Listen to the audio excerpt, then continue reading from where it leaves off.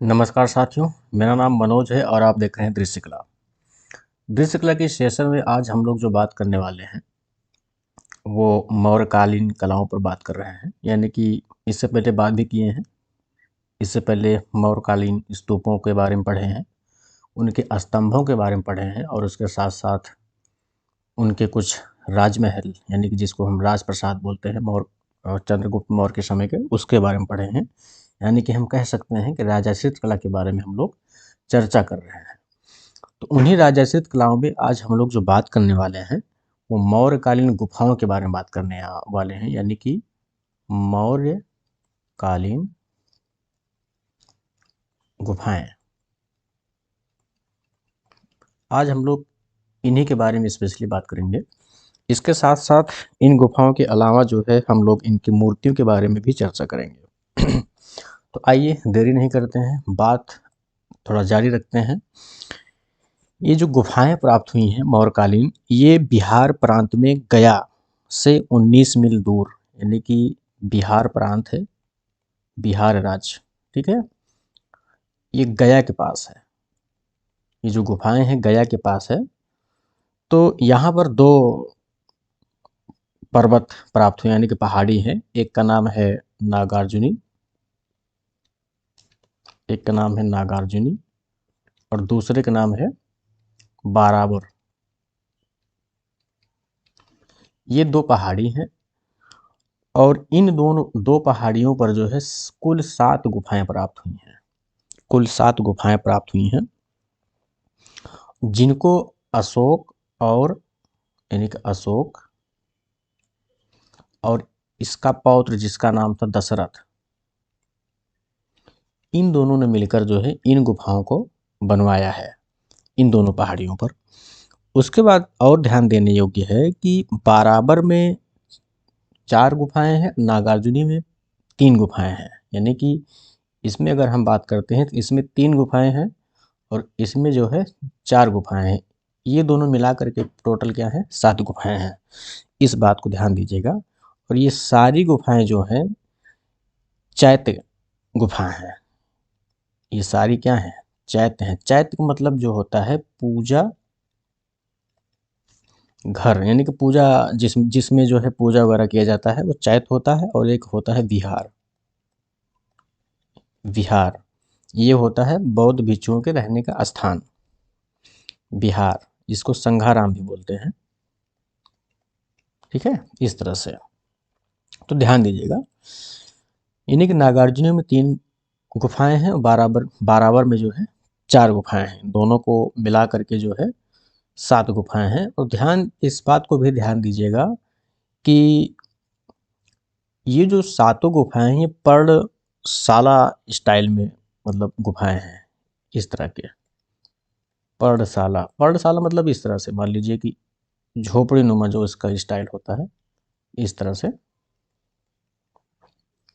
इस तरह से, कुछ इस तरह से, ठीक है। ये पर्णशाला कहा जाता है इसको। उसके बाद जो अगला मुख्य बिंदु है उसके बारे में थोड़ा सा जानते हैं कि आखिर इसमें और क्या क्या चीज़ें हैं। हम लोग जो है सबसे पहले बात करते हैं बाराबर की गुफाओं के बारे में। बाराबर, बाराबर के बारे में बात करते हैं तो इसका जो प्राचीन नाम है प्रवरगिरी नाम है। प्राचीन नाम प्रवरगिरी, ठीक। उसके बाद इसका जो निर्माण करवाया है वो सम्राट अशोक ने निर्माण करवाया है। सम्राट अशोक किसका निर्माण करवाए हैं, इस बाराबर पहाड़ी का निर्माण नहीं करवाए हैं इसका। इसमें जो 4 गुफाएं प्राप्त हुई हैं इनका निर्माण करवाए हैं। बराबर में कितनी गुफाएं हैं, 4 गुफाएं हैं, तो 4 गुफाओं का निर्माण किसने करवाया, अशोक ने करवाया। और ये जो गुफाएं हैं ना, इसमें जो भी गुफाएं हैं ये लगभग लगभग जो है 2 कक्षों में निर्मित हैं, 2 कक्षों में, ठीक। उसके बाद जो है ग्रेनाइट पत्थर में निर्मित है। ग्रेनाइट ये कुछ इस तरह से खास बारावर पर्वत के कुछ खास जो है पहचान है, यानी कि इस बारावर पर्वत को प्राचीन नाम क्या है? प्रवरगिरी। और इसमें जो गुफाएं प्राप्त हुई हैं वो 4 गुफाएं हैं। उन चारों को निर्माण किसने करवाया है? अशोक ने। और प्रत्येक गुफाएं लगभग लगभग 2 कक्षाओं में निर्मित है, जो कि ग्रेनाइट पत्थर में है। अब आइए वो 4 गुफाएं कौन कौन सी हैं उनके बारे में थोड़ा जानते हैं। 4 गुफाओं में है नंबर 1 कर्ड चौपड़। कर्ड चौपड़, इसके बारे में अगर हम ध्यान देते हैं तो ये विशाल कक्ष के रूप में जानी जाती है। विशाल कक्ष के रूप में जानी जाती है। उसके अलावा दीवारों पर इसके ओप है, यानी अंदर की दीवारों पर, कक्षों वाले पे दीवारों पर ओप। ओप मतलब वही पॉलिश, लीजिए लिख दे रहे हैं पॉलिश, जो कि मौर्यकालीन कला का खास विशेषता है। उसके बाद जो दूसरी गुफा है वो है सुदामा गुफा। दूसरी गुफा क्या है? सुदामा गुफा है। ये सबसे प्राचीन गुफा मानी जाती है, सबसे प्राचीन मानी जाती है। और इसका जो छत है वो ढोलाकार है। छत क्या है? ढोलाकार है, इस तरह से। उसके बाद जो है तीसरी जो गुफा है वो है लोमस ऋषि। लोमस ऋषि, ध्यान दीजिएगा, ये बहुत फेमस गुफा है। इसके बारे में बहुत चर्चाएं सुनने को मिलती हैं, सवाल भी आती है। चर्चा क्यों सुनने में आता है? इसकी जो खास विशेषता है ना, इसका मेहराब नुमा द्वार है, यानी कि इस गुफा का मेहराब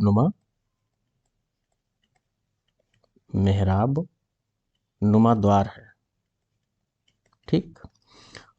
और इन द्वार की पट्टियों पर पंक्तिबद्ध हाथी है, पंक्तिबद्ध हाथियां बनी हुई हैं, ठीक है। जैसे कि मान लीजिए ये द्वार है, इस तरह से, इस तरह से द्वार है, फिर इस तरह से इसमें कुछ और डिजाइन किया गया हो, इस तरह से। तो इस तरह से इसमें इस तरह से बारीक डिजाइन किया गया हो, मान लीजिए, ठीक है, इस तरह से। फिर यहाँ यहाँ जो है ना, यहाँ यहाँ इस तरह से लाइन से जो है हाथियों की पंक्तियाँ बंद हैं, इस तरफ इस तरह से डिजाइन बने हुए हैं। थोड़ा इसमें स्पष्ट नहीं हो पा रहा है, तो थोड़ा इमेजिंग कीजिएगा, और बाकी जो है गूगल पे है उसको देख लीजिएगा, इसके इमेज दिख जाएंगे आपको। नहीं तो इस पर जो है विशेष एक चर्चा होगा भी, जो विजुअल के साथ में एक क्लास स्पेशल चलाया जाएगा, यानी कि उनके इमेज के साथ में उनके डिस्क्रिप्शन को बताया जाएगा, तो उस पर थोड़ा सा अच्छी क्लास होगी। तो अभी फ़िलहाल हम लोग जो है इस तरह से बात करते हैं। फिर ये तो तीसरी गुफा रही। अब चौथी गुफा है, उसका नाम है विश्व झोपड़ी। विश्व झोपड़ी, ठीक। ये जो है इसका विशेष कोई चर्चा नहीं होता है, यानी क्रम में ये चौथी गुफा है, क्रम में चौथी गुफा है, ठीक है। क्रम में चौथी गुफा मैंने क्यों बोला, ध्यान दीजिएगा, अभी एक और ध्यान दीजिएगा। जैसे ये जो कर्ण चौपड़ है, ये मतलब ये जो 4 गुफाएं, जैसे मान लीजिए ये एक गुफा है, दूसरी गुफा यहाँ है, तीसरी यहाँ है, चौथी यहाँ है, ठीक है। तो ये कर्ण चौपड़ हो गई। फिर सेकंड नंबर पे सुदामा आता है, फिर थर्ड पे लोमस ऋषि है, फोर्थ पे विश्व झोपड़ी आता है। कभी कभी सवाल पूछता है कि चारों गुफाओं में तीसरे नंबर की गुफा कौन सी है, तो लोमस ऋषि हो जाएगा। दूसरे नंबर की गुफा कौन सी है, तो सुदामा गुफा हो जाएगा। ठीक है, हम मानते हैं कि सुदामा गुफा सबसे प्राचीन है, वो अलग दृष्टिकोण से है, वो समय की बात नहीं कर रहे हैं। लेकिन हम जो क्रमबद्ध तरीके से ये गुफाएं स्थित हैं, हम उनकी बात कर रहे हैं। यानी कि सबसे पहले कर्ण चौपड़ आपको मिलेगी देखने को, फिर सुदामा, फिर लोमस ऋषि, फिर विश्व झोपड़ी, इस तरह से मैं बात कर रहा हूँ। तो उसके बाद ये तो रहे कुछ इसमें की गुफाएं। अब हम जो है बात करते हैं नागार्जुनी पहाड़ी के जो गुफाएं प्राप्त हुई हैं उनकी बात करते हैं। नागार्जुनी पहाड़ी, नागार्जुनी पहाड़ी।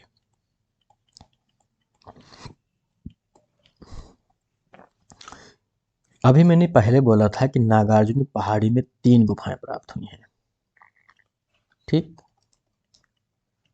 और इस पहाड़ी में जो गुफाएं प्राप्त हुई हैं, इन गुफाओं का निर्माण दशरथ ने करवाया है। दशरथ कौन था? ये अशोक के पौत्र थे, अशोक का पौत्र, ठीक है। अशोक का पौत्र था दशरथ। इन्होंने ही जो है इन 3 गुफाओं का निर्माण करवाया है। कौन कौन सी गुफा है तो ध्यान देते हैं। पहली गुफा है गोपिका, गोपिका गुफा, यानी कि ये सबसे बड़ी गुफा मानी जाती है। और जो दूसरी गुफा है वो है वदयिक गुफा, वदायिक, वदयिक गुफा, ठीक है। और तीसरी गुफा है वहीजक गुफा, वहीजक,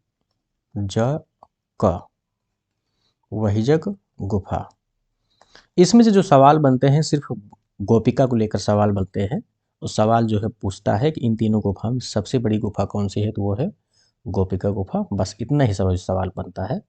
बाकी अब ध्यान दीजिएगा कि मौर्यकालीन कलाओं में हम लोग जो अभी तक पढ़ रहे हैं, यानी कि हम उनके राज प्रसाद के बारे में पढ़े हैं,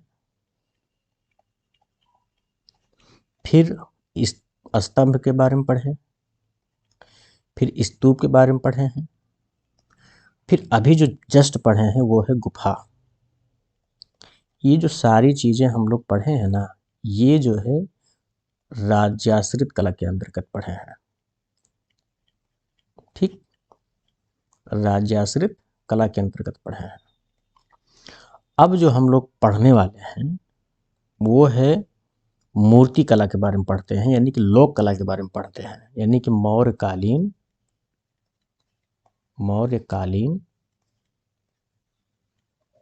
मूर्तियां, इनके बारे में हम लोग थोड़ा पढ़ते हैं। यानी कि हम कह सकते हैं कि अब हम लोग बात करने वाले हैं इनके लोक कला के बारे में, ठीक।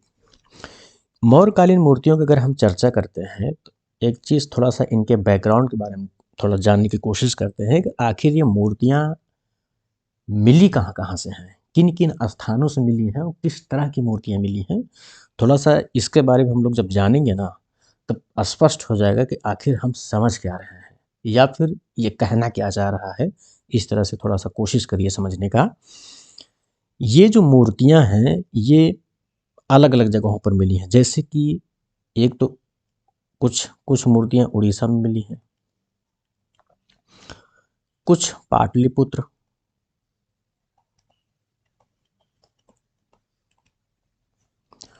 और कुछ वाराणसी,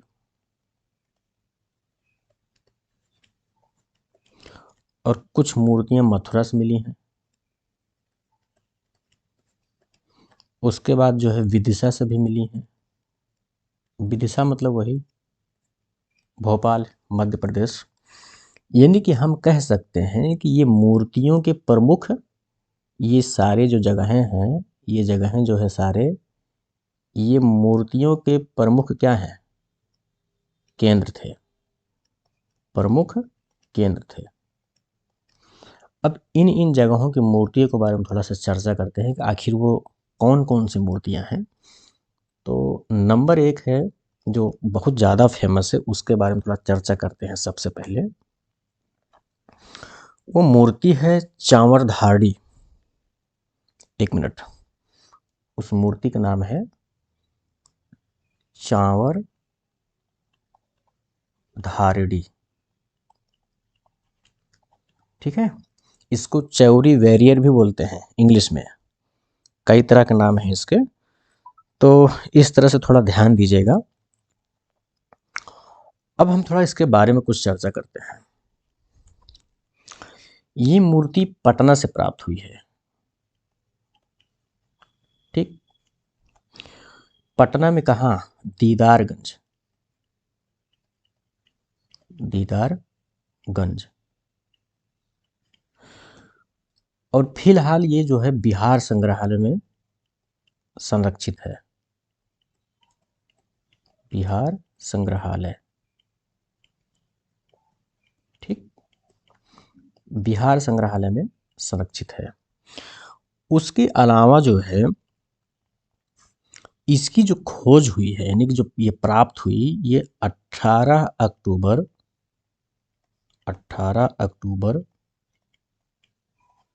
1917 में प्राप्त हुई, 1917 में प्राप्त हुई।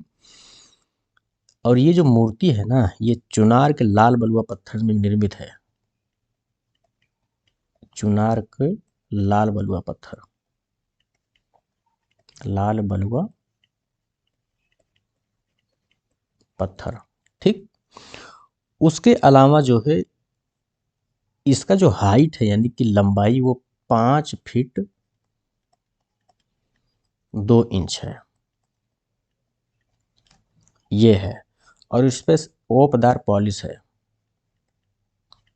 ओपदार पॉलिश है।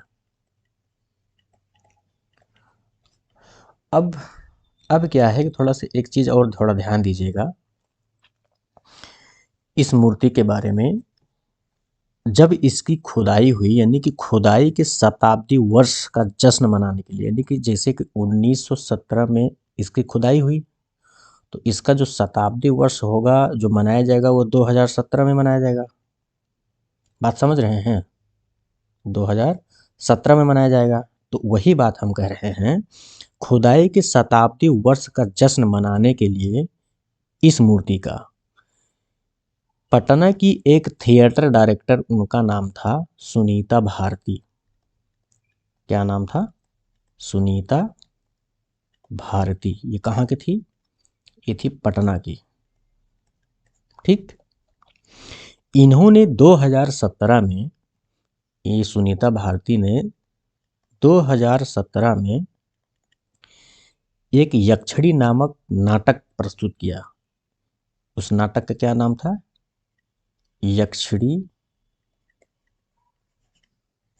यक्षिणी का निर्माण। जो इन्होंने थिएटर प्रस्तुत कराया था उसका जो टाइटल था यक्षिणी का निर्माण। इस टाइटल यानी कि इसी के नाम से इन्होंने एक वहाँ पर नाटक मतलब कराया, और इन्होंने ही उस नाटक का क्या किया? डायरेक्ट किया, यानी कि निर्देशित किया। यानी कि इन्हीं के निर्देशन में जो है यह नाटक हुआ। और कहाँ हुआ? भारतीय सांस्कृतिक संबंध परिषद, यानी कि इसको हम बोलते हैं, एक मिनट थोड़ा पेज बढ़ा लें, इसको हम बोलते हैं ICCR, ICCR यानी कि भारतीय सांस्कृतिक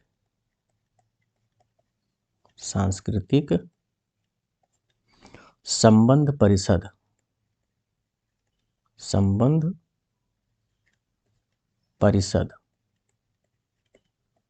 ठीक है, इसमें और प्लस इंदिरा गांधी राष्ट्रीय कला केंद्र, यानी कि IGNCA,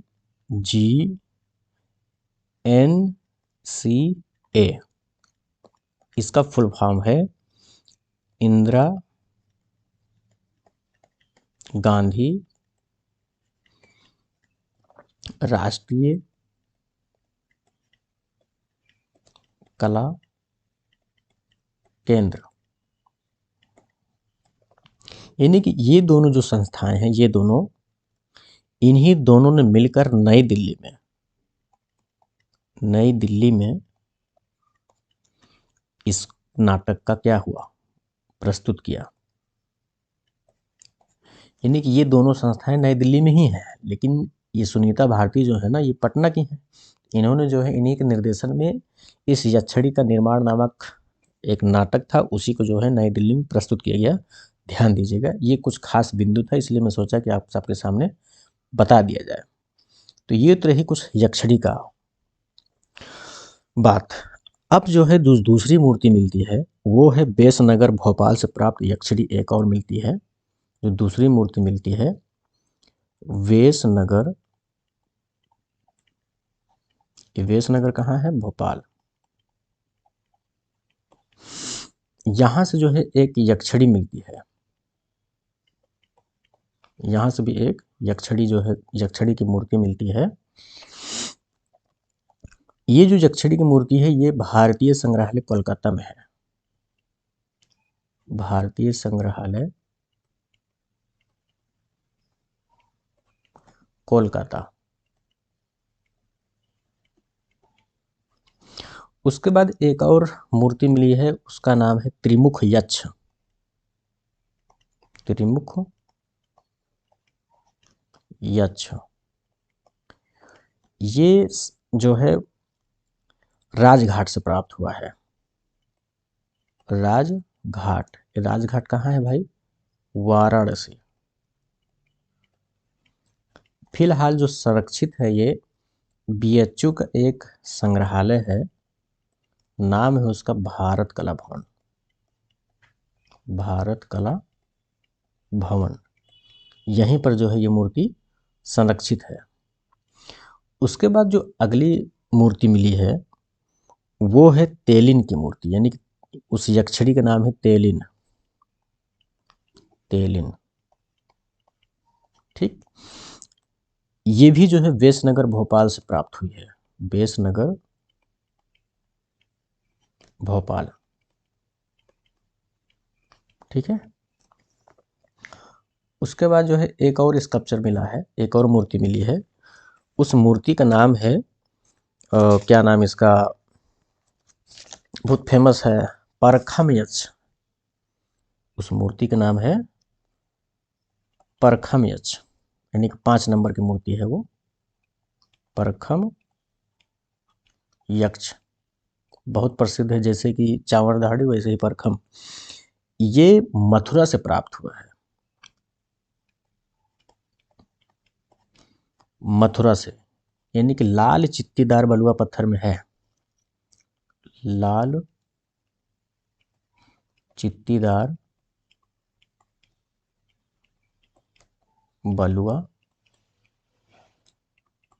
पत्थर। फिलहाल ये मथुरा संग्रहालय में है, मथुरा संग्रहालय में है। एक चीज और ध्यान दीजिएगा, इस मूर्ति का जो हाइट है वो 7 फीट है, 7 फीट हाइट है। और इस मूर्ति का जो और एक नाम दिया जाता है, यानी कि जिस नाम से इसको पुकारा जाता है वो नाम है मणिभद्र, यानी कि मणिभद्र की संज्ञा इसको दी जाती है, मणिभद्र की संज्ञा दी जाती है। तो एक मूर्ति और है जिसका नाम है सोपारा, यानी कि सोपारा से प्राप्त हुई है। ये रहा है सोपारा, इसको हम बोलते हैं सुपरिक।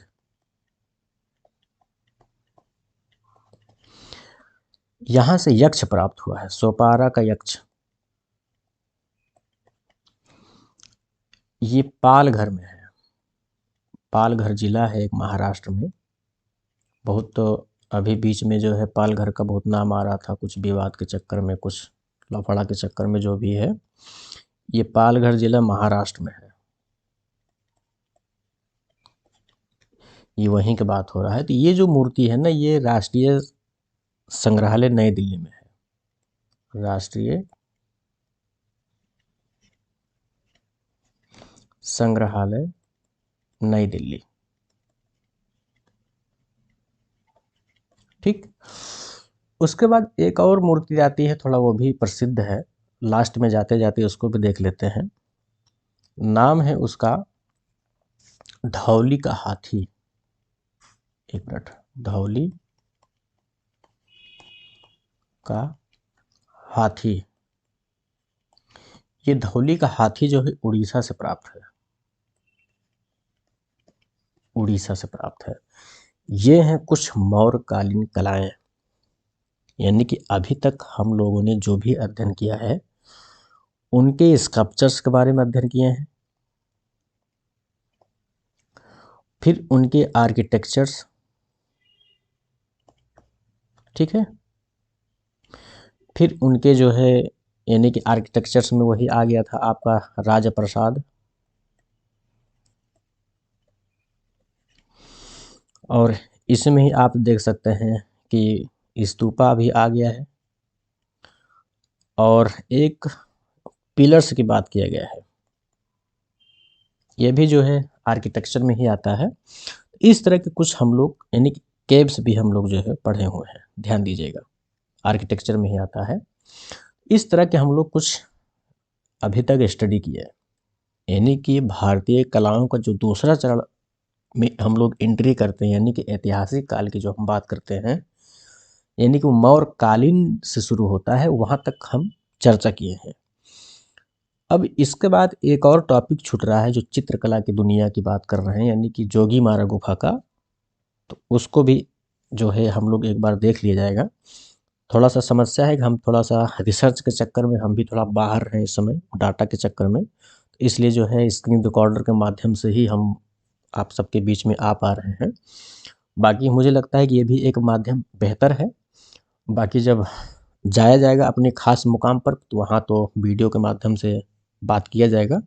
इसके साथ हम लोग मिलते हैं अगले क्लास में, जो अगला सेशन आएगा वो तो देखा ही जाएगा। धन्यवाद।